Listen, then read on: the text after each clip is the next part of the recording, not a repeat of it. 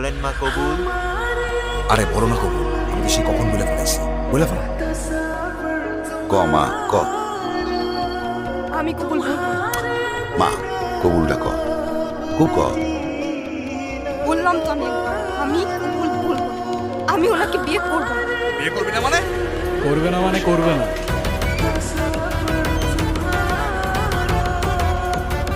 আর no means no.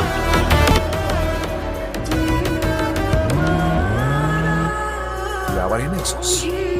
আজকে আমি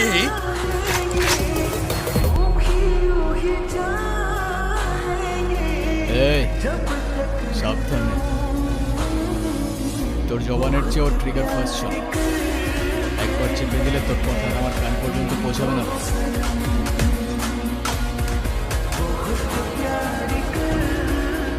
বাবা, এই জাহাঙ্গীর আমার সহজ সরল ভাগ্নিটারে ভয় ভীতি দেয়, আজকে বিয়ে করতে আইছে।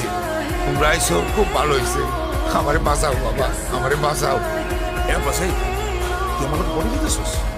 তোর ভাগ্নির সাথে বিয়ে দেওয়ার কথা বলে তুই আমার কাছ থেকে 1.5 লাখ টাকা নিছিস। এর আগে কত টাকা নিছিস তুই মনে আছে? টাকা কই? হ্যাঁ, তুই এখন তোর ভাগ্নির লোক আমার বিয়ে দিবি আর নাহলে টাকা দিবি, কি করবি ক? ছি মামা, তোমার কি এতটুকু লজ্জা করে না? ছোটবেলা থেকে তোমাদেরকে আমি আমার বাবা মার জায়গায় থাকতাম, আর সেই তুমি। একটা মানুষ এতটা স্বার্থপর হয় কি করে? আপনার নিজের মেয়ে হলে এটা করতে পারতেন? যেই মানুষটা আপনাদের জন্য এত কষ্ট করত, তার পরিশ্রমের সব টাকা আপনার হাতে তুলে দিত, সেই মানুষটাকে আপনারা টাকার জন্য বিক্রি করে দিচ্ছিলেন।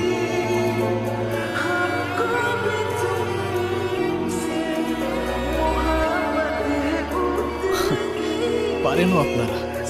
বাবা, আমার ভুল হয়ে গেছে, বড় ভুল হয়ে গেছে, আমার মাফ করে দাও বাবা। আমার কাছে না, যার উপর জুলুম করছেন তার কাছে মাফ চান।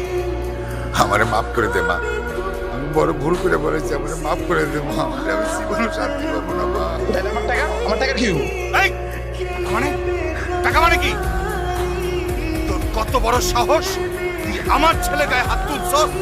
তুই যে এখনো চিন্তা হয়ে আমার সামনে দাঁড়ায় আছিস না, এটাই তোর সাত কপালে ভাগ্য।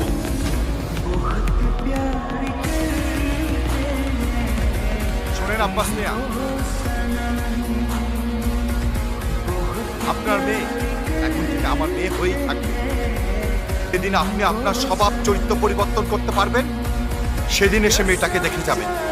আমার বাড়ির দরজা আপনার জন্য খোলা থাকবে। আয় মা।